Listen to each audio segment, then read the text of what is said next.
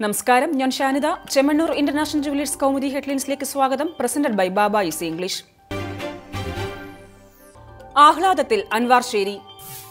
അനിശ്ചിതത്വം കടന്ന് ഒടുവിൽ അബ്ദുൽ നാസർ മദനി ഇന്നെത്തും. മകന്റെ വിവാഹത്തിൽ പങ്കെടുക്കാനും അമ്മയെ കാണുന്നതിനുമായി കേരളത്തിൽ തങ്ങാൻ സുപ്രീം കോടതി മദനിക്ക് നൽകിയ സമയം ഈ മാസം 19 വരെ.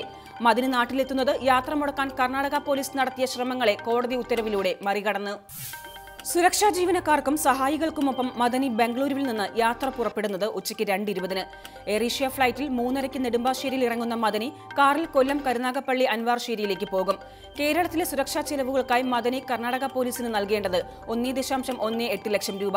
സുരക്ഷയ്ക്കായി ആദ്യം 15 ലക്ഷത്തോളം രൂപ ആവശ്യപ്പെട്ട കർണാടക സർക്കാരിന് സുപ്രീം കോടതിയിൽ നിന്ന് കിട്ടിയത് രൂക്ഷ വിമർശനം. അബ്ദുൽ നാസർ മദനിയുടെ മൂത്ത പുത്രൻ ഉമർ മുക്തറിന്റെ വിവാഹം ബുധനാഴ്ച രാവിലെ തലശ്ശേരി ടൗൺ ഹാളിൽ. മകന്റെ വിവാഹ ചടങ്ങിൽ പങ്കെടുക്കുന്ന മദനി വെള്ളിയാഴ്ച വൈകിട്ട് കൊല്ലത്ത് നടക്കുന്ന വിവാഹ വിരുന്നിലും സംബന്ധിക്കും. മദനിയെ സ്വീകരിക്കാൻ ഒരുങ്ങി അൻവാർശേരി.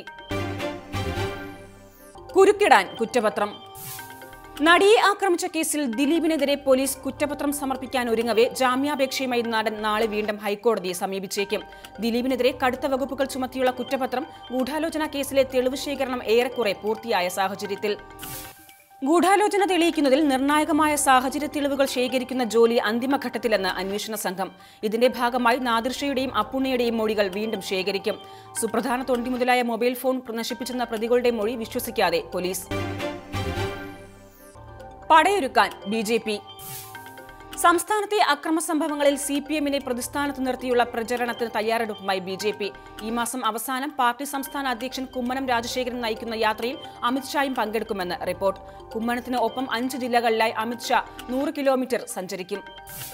വിപുലമായ തയ്യാറെടുപ്പോടെ നടത്തുന്ന ബി.ജെ.പി. യാത്രയിൽ യോഗി ആദിത്യനാഥ് ഉൾപ്പെടെയുള്ള പാർട്ടി മുഖ്യമന്ത്രിമാരെ പങ്കെടുപ്പിക്കുവാൻ നീക്കം.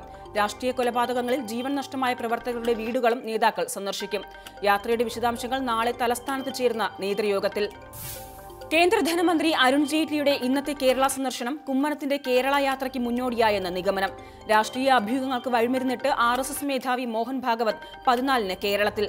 മെഡിക്കൽ കോഴയിൽ മങ്ങിയ പ്രതിച്ഛായ വീണ്ടെടുക്കുവാനുള്ള ശ്രമത്തിൽ ബി.ജെ.പി. നേതൃത്വം. Bye bye bolt. വേഗതയുടെ ട്രാക്കിൽ നിന്ന് ബോൾട്ടിന് പരാജയത്തോടെ മടക്കം. ലോക അത്ലറ്റിക് ചാമ്പ്യൻഷിപ്പിൽ ജമൈക്കൻ ഇതിഹാസ താരം ഉസൈൻ ബോൾട്ടിന് വിടവാങ്ങൽ മത്സരം നൽകിയത് വെങ്കലം മാത്രം. 100 മീറ്ററിൽ ബോൾട്ടിനെ മുട്ടുകുത്തിച്ച അമേരിക്കൻ താരം ജസ്റ്റിൻ ഗാട്ലിൻ ചരിത്രം എഴുതിയത് 9.92 സെക്കൻഡിൽ.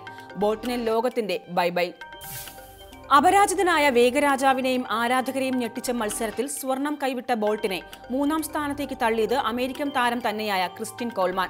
കോൾമാൻ കുറിച്ച 9.94 സെക്കൻഡിനും പിന്നിൽ ബോൾട്ട് ഓട്ടം പൂർത്തിയാക്കിയത് 9.95 സെക്കൻഡ് സമയത്തിൽ. ബോൾട്ടിന് ബാക്കിയുള്ളത് 4x100-ലെ റിലേ മത്സരം. ചൈന വെടിമുഴക്കുമ്പോൾ.